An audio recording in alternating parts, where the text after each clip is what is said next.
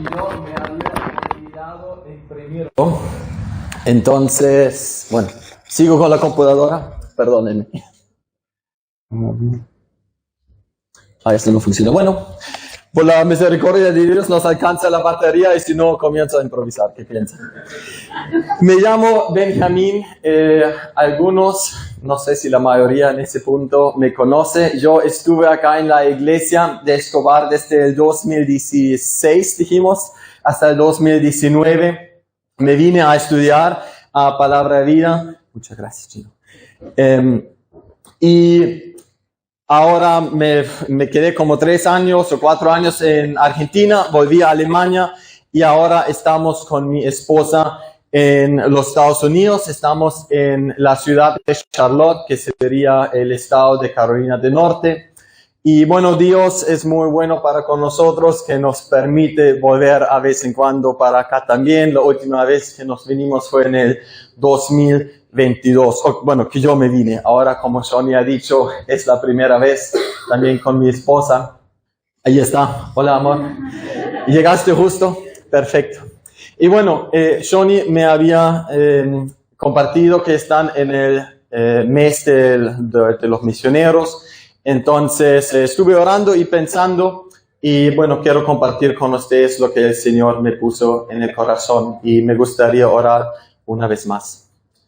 Padre, muchas gracias por poder estar acá con los hermanos y las hermanas. Gracias por la iglesia de Escobar. Padre, gracias por tu preciosa palabra. Gracias por la vida, la muerte, la resurrección de Cristo. Padre, gracias por el Espíritu Santo que tú nos has dado por la fe en el Evangelio.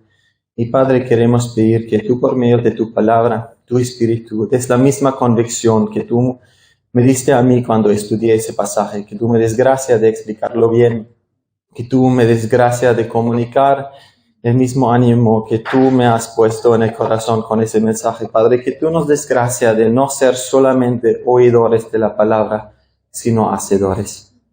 Padre, te amamos, te agradecemos y oramos en el nombre de tu Hijo Jesús. Amén. Amén. Yo no sé qué tú piensas, pero muchas veces asociamos las misiones solamente con viajes.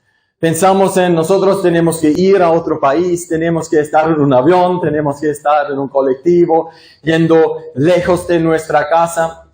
Y no pensamos en cómo la Gran Comisión aplica acá. Muchas veces, y capaz lo has escuchado,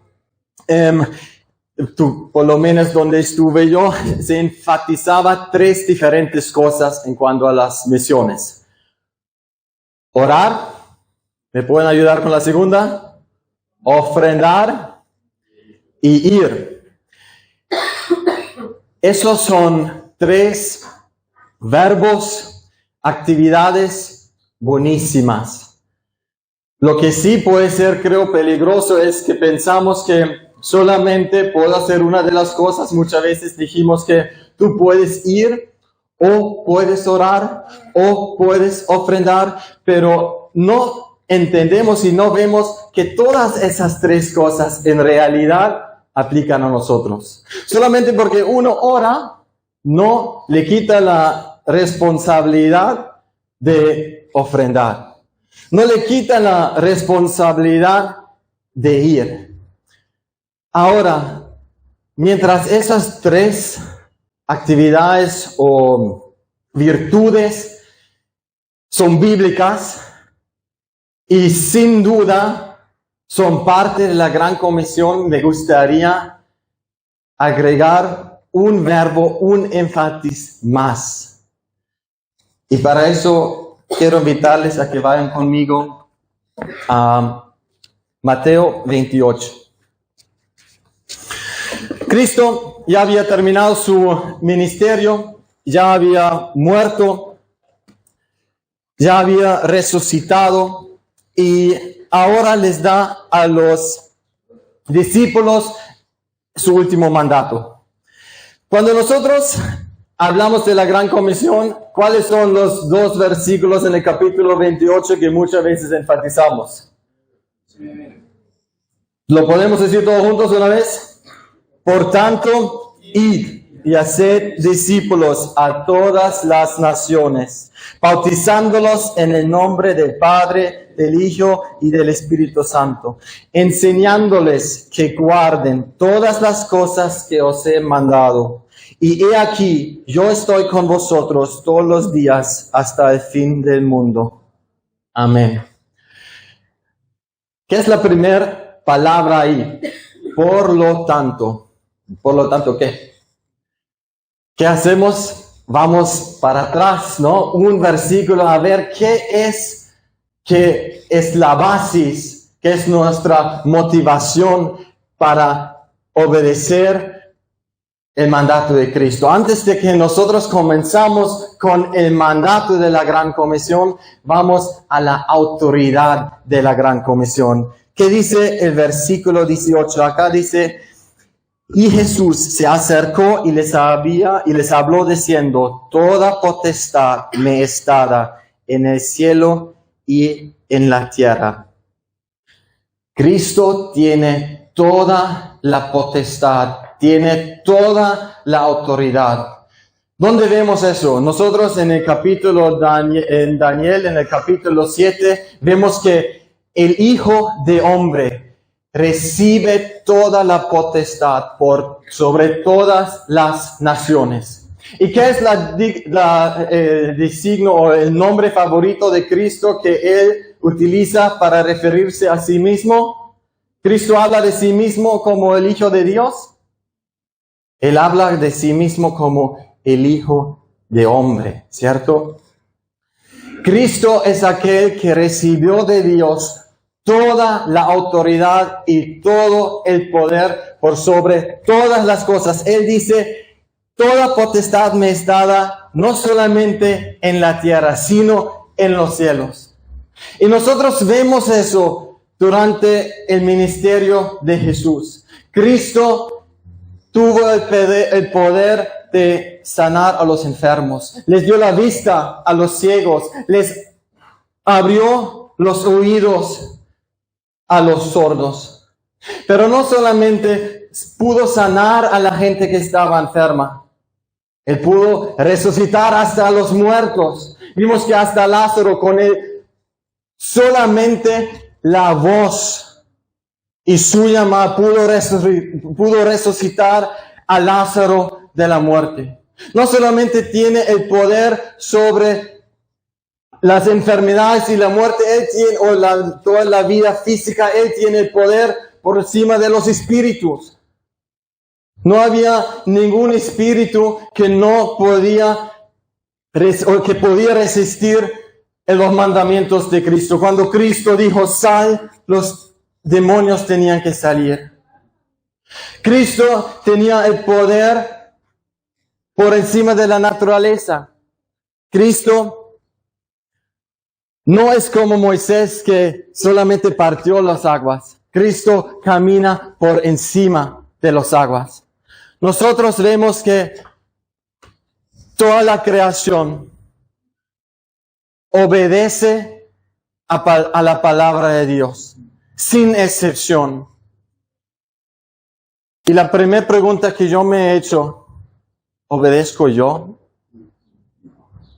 Cuando Cristo llama a la naturaleza, cuando Él está en la tormenta, y Él dice quieto, entonces todo queda quieto. Cuando los enemigos de Cristo, los diablos, reciben un mandamiento, ellos obedecen. Y nosotros que estamos acá como sus hijos y supuestamente sus siervos, ¿qué hacemos nosotros? Ahora, Cristo nos dice a nosotros ese mandamiento. Cristo tiene toda la autoridad. Esta semana he hablado con algunas personas y me dijeron, 2 personas independientemente, que el griego para ellos, o sea, está todo lindo, pero tampoco sea tan importante. Y me dolió un poco porque el griego es algo tan hermoso, considerando que eso es el idioma que Dios escogió para permitir su palabra o para transmitir su palabra, seguramente tiene algo.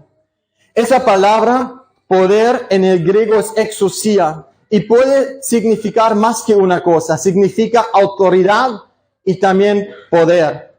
Imagínate si tú tienes el poder de hacer algo, pero si tú no tienes la autoridad, ¿de qué te sirve? O si tú tienes la autoridad de hacer algo, pero no tienes el poder, tampoco te sirve. Pero nuestro glorioso Señor tiene tanto la autoridad como también el poder de hacer todo lo que quiere, cuando lo quiere y cómo lo quiere. No solamente en el cielo, sino también acá en la tierra. Y eso es la persona que nos manda.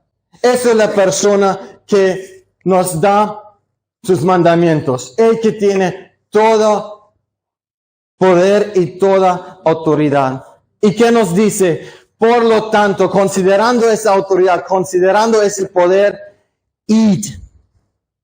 No sé si lo has escuchado, ahí hay discusión en cuanto a esa palabra de que es un participio. ¿Saben acá qué es un participio?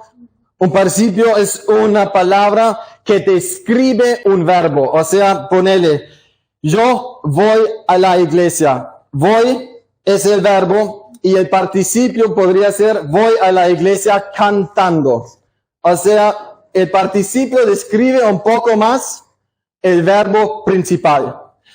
Entonces, esa palabra id describe el verbo principal acá, que es la palabra hacer discípulos. Hay personas que dicen, como está escrito ese versículo, yendo hacemos discípulos. O sea, no es tanto una orden, sino un proceso. Y yo no sé dónde tú caes en esa discusión, tampoco personalmente creo que importa tanto. Lo que sí creo que una interpretación que me gustó mucho fue el participio en realidad está escrito en el pasado. Entonces significa no yendo, sino habiendo ido. Nosotros ya hemos salido porque la orden de Cristo nos debería llevar a no preguntar, no a ver, sino a obedecer. Ya está implicado que uno salió. Sea lo que sea tu postura en cuanto a esa interpretación, creo que lo más importante es que vamos, que no esperamos hasta que vengan.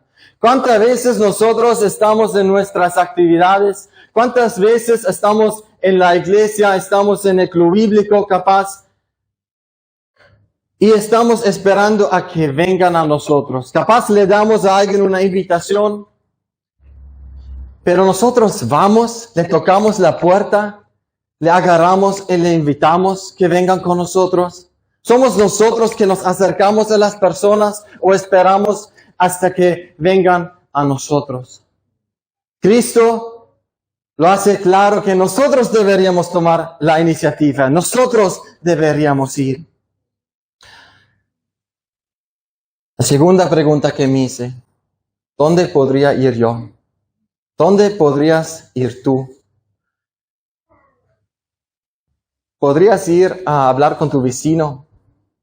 ¿Con un hermano? ¿Una hermana de la sangre? ¿Podrías hablar con un compañero de trabajo en la cancha donde juegan fútbol? ¿Qué es el lugar a donde tú podrías ir para hablar con las personas, donde invitarlas? ¿Qué es el lugar donde Dios te podría utilizar a ti? Id, haced discípulos a todas las naciones. ¿Qué es un discípulo? Un discípulo es alguien que le sigue a una persona, pero que no solamente sigue, sino que aprende. Ahora, en la historia humana había discípulos también en la filosofía. O sea, Sócrates, Platón, todos ellos tenían sus discípulos. Ahora, sin embargo, esas personas no han sido creyentes. Para nosotros, un discípulo es algo que es un creyente. Muchas veces nosotros dividimos el creyente del discípulos. Y creemos que uno puede ser salvo sin que sea un discípulo.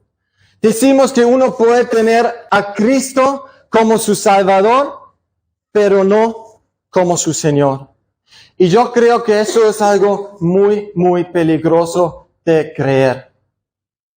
Cristo dice que por sus frutos les vamos a reconocer. Si hay una persona que no lleva fruto, que no crece en su conocimiento, que no crece en su obediencia, ¿habrá realmente creído? ¿Habrá realmente entendido el mensaje? Y nosotros, por lo tanto, tampoco deberíamos solamente ir y predicar el Evangelio, sino a ser discípulos. Cristo no nos llama a ser convertidos, nos llama a ser discípulos. ¿A quién hacemos discípulos? A todas las naciones. No solamente a los argentinos, también al brasileño. Algo que me di cuenta estando acá con mi esposa, y eso fue, una nación, nos damos cuenta que se vinieron muchos venezolanos. Vino un paraguayo que nos llevó en el Uber. Hay muchas naciones, y yo personalmente le tengo que decir en vergüenza, cuando yo estuve en Alemania, por la historia que los alemanes que tenemos con ciertas nociones, a mí me costó personalmente hablar con personas de ciertos países. En mi caso eran los turcos, porque nunca me llevé bien con los turcos. No sé si para ti hay una nación, que hay un vecino de otro país que te molesta, que te cuesta. Pero Cristo nos llama a ser a discípulos a todos.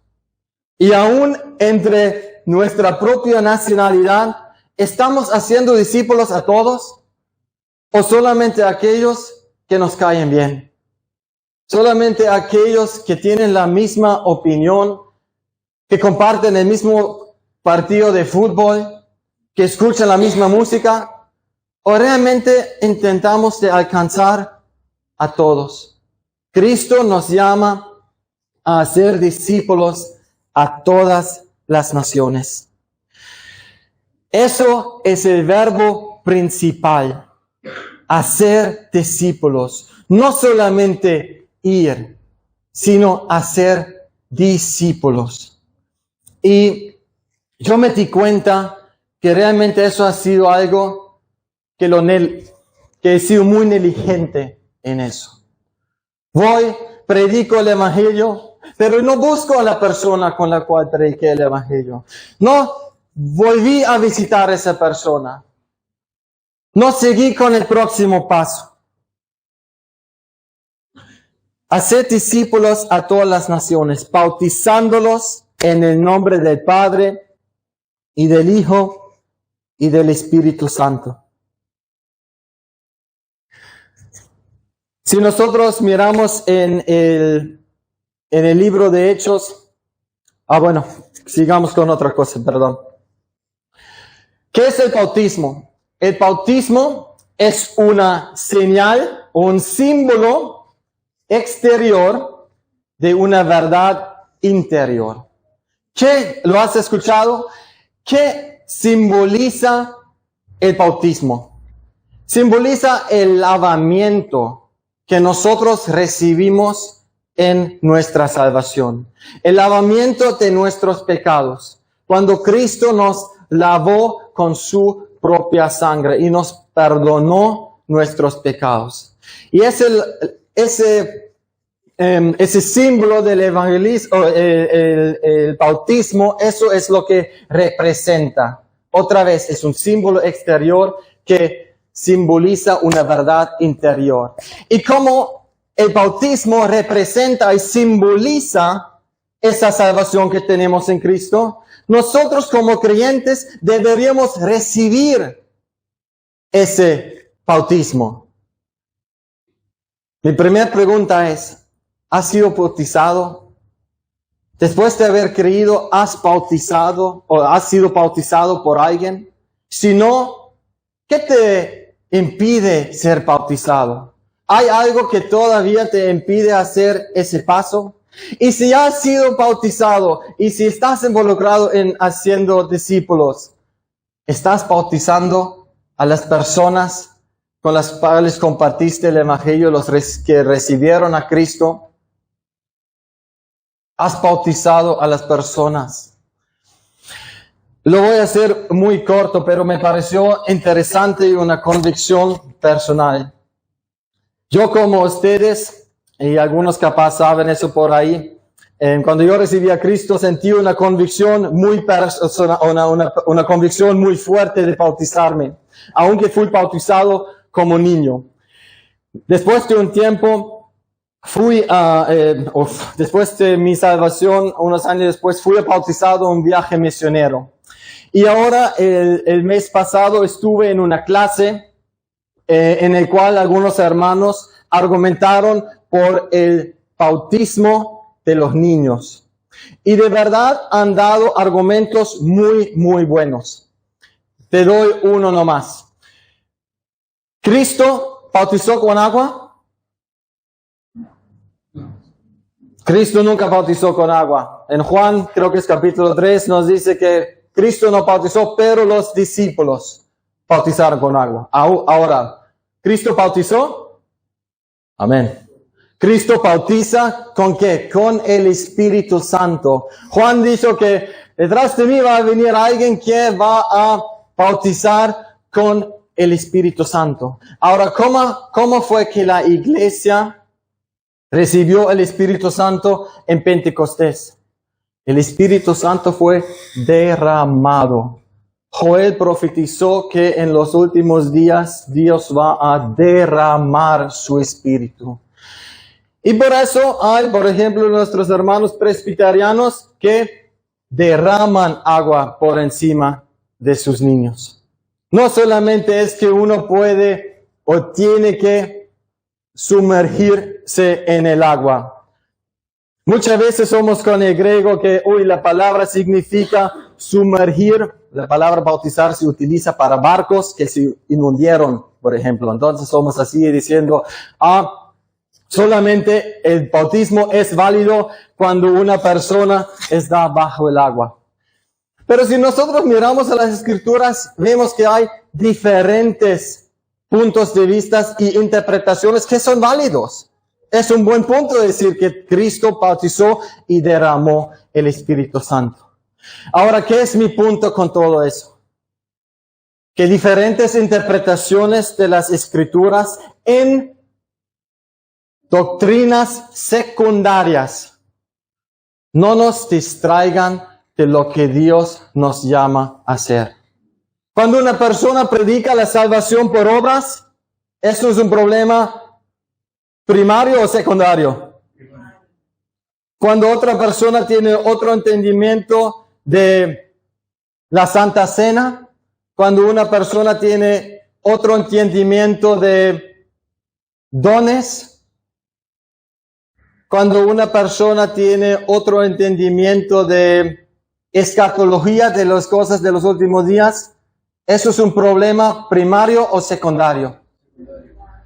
No permitamos que doctrinas secundarias nos distraigan de lo que Dios nos llama a hacer. Bauticemos, hagamos discípulos. Versículo 20. Enseñándoles que guarden todas las cosas que os he mandado.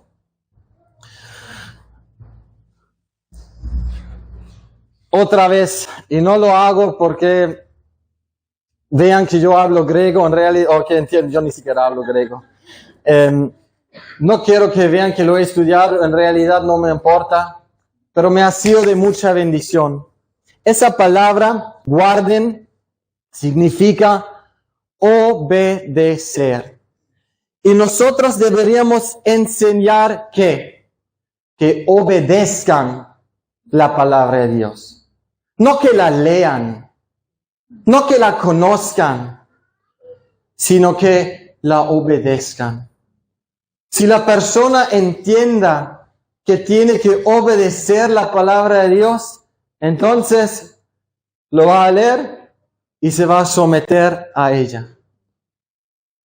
Dios nos llama a enseñarles a las personas que obedezcan la palabra de Dios. Ahora otra vez, si nosotros enseñamos a alguien que obedezca, ¿qué es la primera pregunta? ¿Obedeceré yo?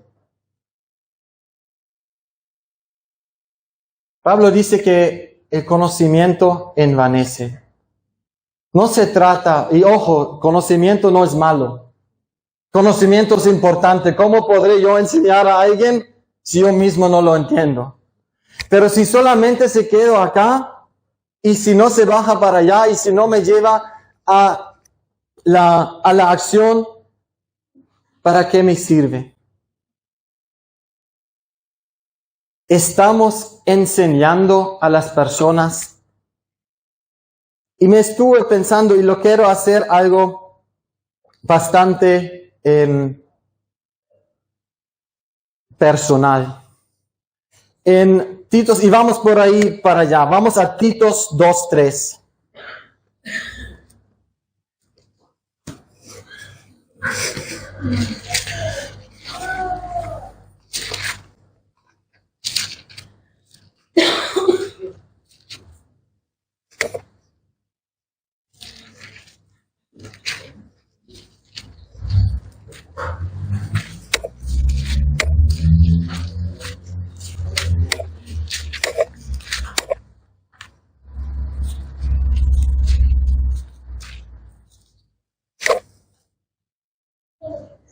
Dice, las ancianas asimismo sean reverentes en su porte, no calumniadoras, no esclavas de vino, maestras de bien, que enseñen a las mujeres jóvenes a amar a sus maridos y a sus hijos. Quiero invitarles a la gente mayor acá, a las generaciones grandes, que compartan la palabra de Dios con los jóvenes. ¿Qué les deberían enseñar? Las mujeres a las mujeres jóvenes a amar a sus maridos y a sus hijos. A que sean prudentes, a que sean castas, cuidadosas de su casa, buenas, sujetas a sus maridos. ¿Por qué? Para que la palabra de Dios no sea blasfemada. Después Pablo sigue y le dice a Tito, exhorta a sí mismo a los jóvenes. Los mayores deberían exhortar a los jóvenes. ¿Solamente puedo exhortar a alguien si yo soy más grande que él? ¿Qué dice 1 Timoteo 4:12? Ninguno tenga en poco tu juventud, sino sé ejemplo de los creyentes. ¿En qué? Palabra, conducta, amor, fe y pureza, ¿cierto? Solamente porque no tienes la misma edad de alguien, y eso es un ánimo para los jóvenes, que tu edad no te impida enseñar a alguien que sea mayor que tú. ¿Qué le dice la palabra de Dios a los padres? Vamos a Deuteronomio 6. ¿A quién deberían enseñar los padres?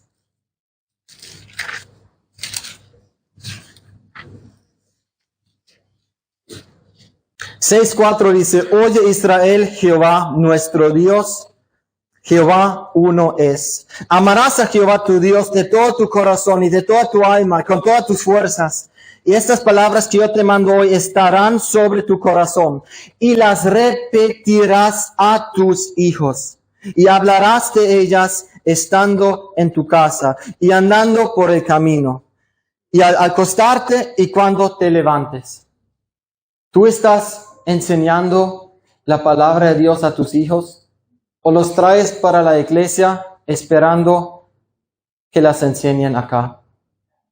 La educación bíblica es la responsabilidad de los padres. Cuando eres un padre, te quiero invitar a pensar eso, cuánto tiempo estás utilizando para enseñar y educar a tus hijos en cuanto a la palabra. Efesios.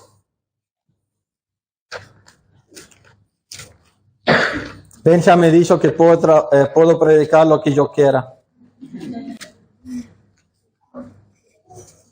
Después que se quejen con él.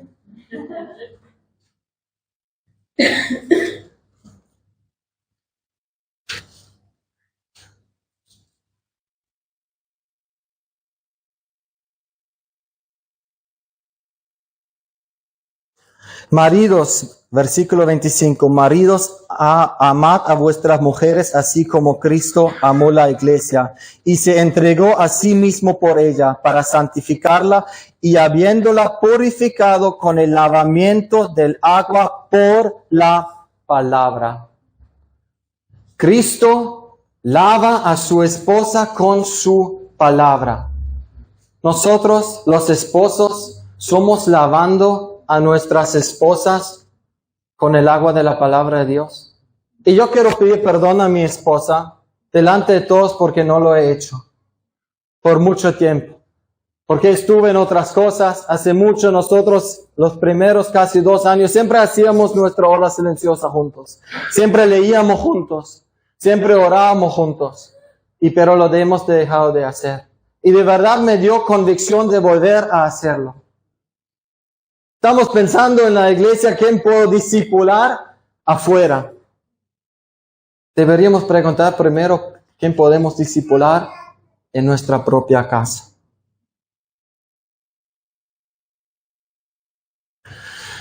Primero Timoteo 3:4, y no tenemos que ir, dice que el hombre debería gobernar bien a su casa, que deberíamos tener sus hijos en sujeción. Otra vez enfatiza la responsabilidad de enseñar a los hijos. Podríamos ir a muchos versículos. Pero la pregunta principal es, ¿a quién estás enseñando tú? ¿Estás enseñando a la persona en tu casa, a tus hijos? ¿Estás enseñando a tu esposa? Si no tienes a nadie a quien estás enseñando, a discipulando, ¿con quién podrías comenzar? Y que podríamos orar por una persona con quien podemos comenzar a enseñar y pasar tiempo con esa persona en la palabra de Dios. Hemos dicho que volvemos a Mateo 28. Ya hablo mucho, ya maté 2 micrófonos. Perdón. Capaz me lo apagaron ahí atrás para darme la indirecta.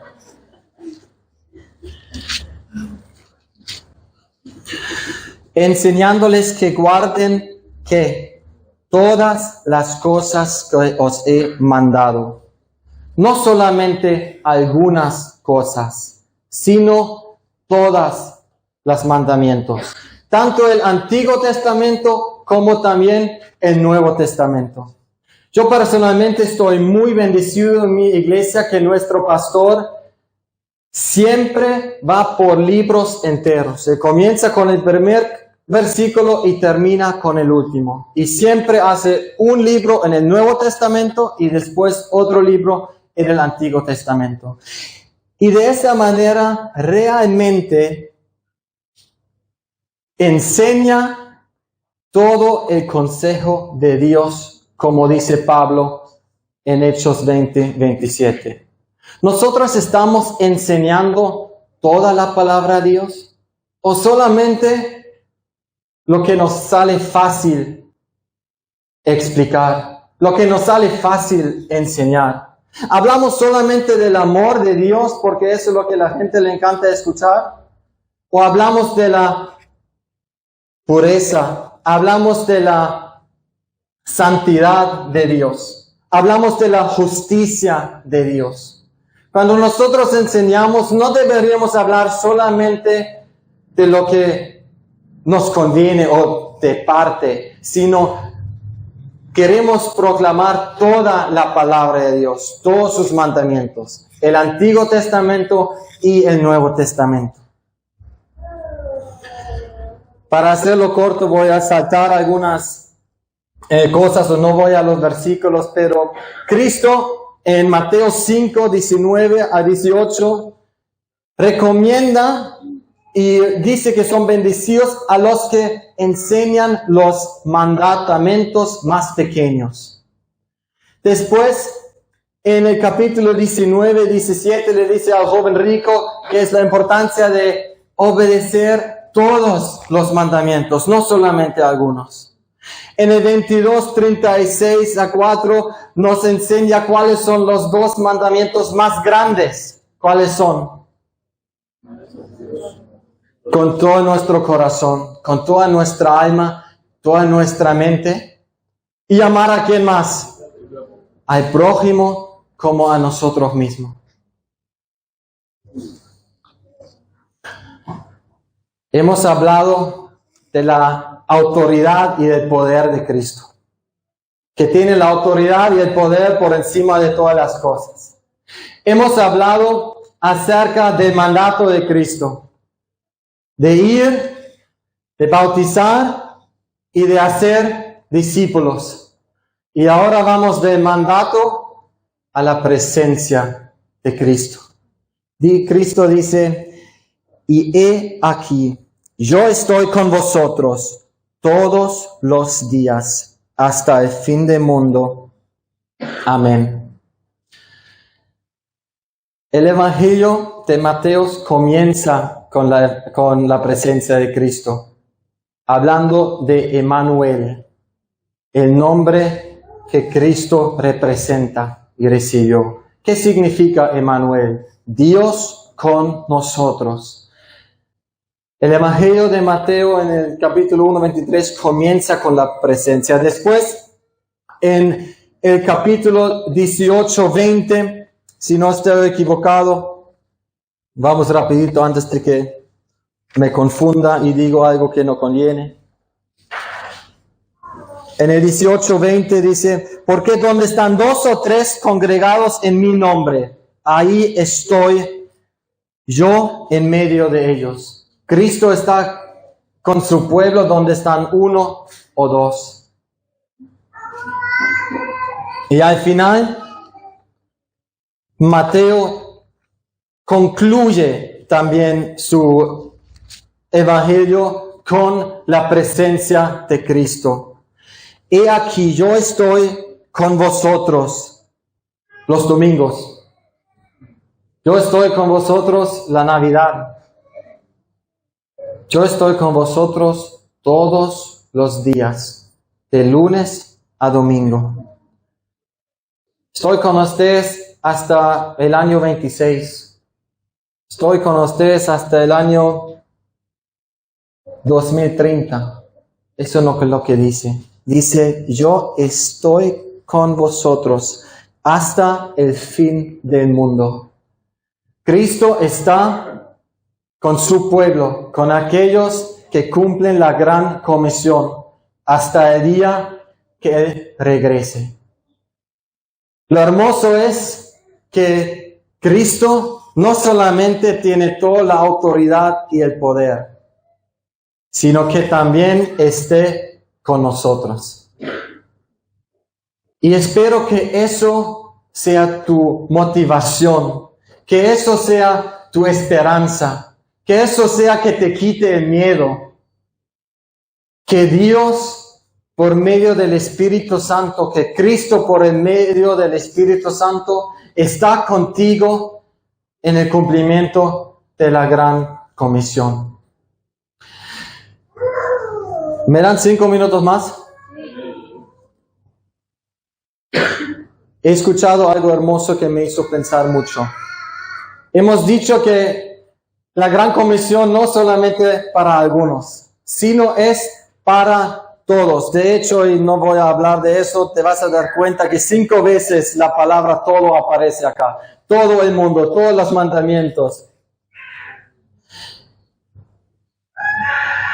Cristo nos llamó a hacer discípulos a todas las naciones. ¿Tú sabías que si nosotros nos buscamos una persona y en un año logramos a que esa persona reciba a Cristo, que comienza a leer la Biblia, comparte el Evangelio con otra persona y también enseña y discípula a esa persona, que en solamente 33 años todo el globo sería discipulado con una sola persona por año? Cristo, ¿cuántos discípulos tenía? 12. De los 12, ¿cuántos muchas veces se llevó? 3. Muchas veces pensamos que necesitamos multitudes y que no tenemos tiempos de pasar con 10, 15. Solamente una persona. Si nosotros logramos de derramar e invertir en una sola persona, teóricamente, obviamente, pasaron 2000 años, ya está, aquí estamos. Pero la simple posibilidad debería animarnos a entender el impacto que puede hacer evangelizar y discipular a una sola persona. Te quiero invitar a que puedas orar por una persona. Y yo quiero orar por una persona en la cual yo pueda invertir nuestra vida. En la preparación para ese sermón, un pastor dijo: todo nuestro conocimiento, toda nuestra experiencia no sirve si no somos disponibles. Si nosotros no pasamos tiempo con la persona para compartir, entonces no sirve. Y yo te voy a decir que lastimosamente he derrochado en ese último año mucho tiempo en el cual no he sido disponible. Me pasé horas durante la semana, a veces más que 6 horas, mirando películas. ¿Sabías que un adulto por medio pasa más de 2 horas por día en su celular? Que un joven pasa 1 hora y media o más con la Play o con la computadora. No me he fijado cuánto tiempo el argentino por medio pasa con el fútbol o con el deporte o lo que sea. El punto es, creo que todos nosotros tenemos algo en nuestra vida en el cual pasamos demasiado tiempo. Y capaz hay algo en tu vida que tú te das cuenta que estoy haciendo eso demasiado ya. Y en vez de derrochar tanto tiempo en las cosas que a mí me interesan, capaz podría tomar un poco de ese tiempo e invertirlo en la obra de Dios. Y si ya lo estás haciendo y a veces piensas: yo estoy pasando tanto tiempo acá en la iglesia, estoy todos los sábados con los jóvenes, y por ahí no estás viendo el fruto que te esperas.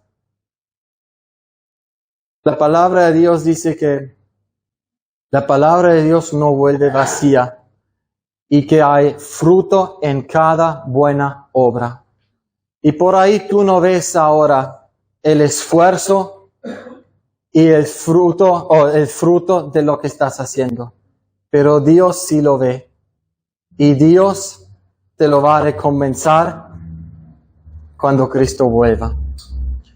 Una cosa más y con eso me callo. Fue un ejemplo que de verdad fue muy fuerte también, pero muy lindo. Imagínate que te vas de vacaciones, como nosotros ahora. Yo me fui a hablar con el vecino y le pedí que nos pone agua en las flores, que me corte el pasto. Él siempre lo hace, él es un vecino buenísimo. Pero imagínate que vas y le des a tu vecino una lista con cosas que le pides que haga. Y él dice: sí, lo voy a hacer. Le dices: ponle ahí agua en las flores, corta el pasto. Ahora estamos en otoño, que se caen todos los ¿cómo se dice? Los ramas y las hojas, gracias. Y le pides que limpie eso. Imagínate que tú, que le dé comida al perro, hablamos del perro ayer, que le dé comida al perro, Perdón, yo no quiero que eso sea algo lástimo, pero va a enfatizar el punto. Y tú vuelves después de 2 semanas y ves que el pasto está así, no ves nada. Ves que todas las plantas dentro de la casa están muertas. Al lado del perro que también está muerto porque me dio la comida. Y después le preguntas al vecino qué pasó. Imagínate si él dice, mira, yo he leído en el libro que me diste todos los días. He memorizado las cosas que tú me habías dejado que dejara o que hiciera. Invité a mis amigos y leímos juntos en ese libro. ¿Qué sirve de todo eso si solamente nos lo hacemos? Si todo eso solamente lo sabemos y no lo hacemos. Y mi oración es que nosotros no solamente sepamos que la gran comisión es, que no solamente sepamos que tenemos que ir, bautizar, hacer discípulos, sino que lo podamos hacer. Oramos. Padre, muchas gracias por tu preciosa palabra. Gracias por el Evangelio. Gracias por el ejemplo de Cristo, que vino, que no esperó para que nosotros vengamos a Él, sino que vino hacia nosotros. Él que nos enseñó tu palabra preciosa. Padre, queremos pedir que tú nos ayudes a seguir el ejemplo de Cristo, a hacer discípulos, a enseñarles no algunas partes, sino todo el consejo de Dios. Y Padre, que tú por medio del Espíritu Santo, que tú des gracia, que tú bendigas el ministerio en el cual tú nos has puesto.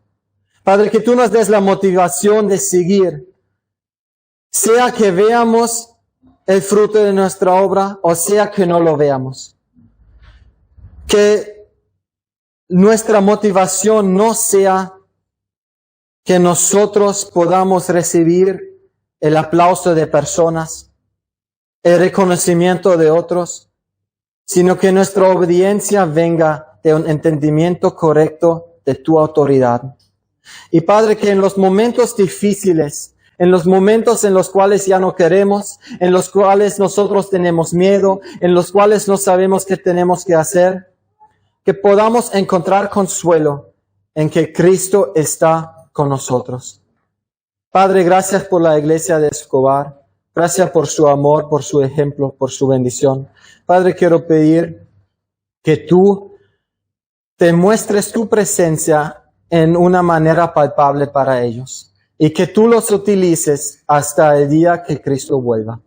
Y oramos eso en el nombre de nuestro precioso Salvador y Señor, el Rey de Reyes, el Señor de Señores, la Alfa y la Omega, el que era, el que es y el que siempre será, nuestro glorioso Salvador Jesucristo.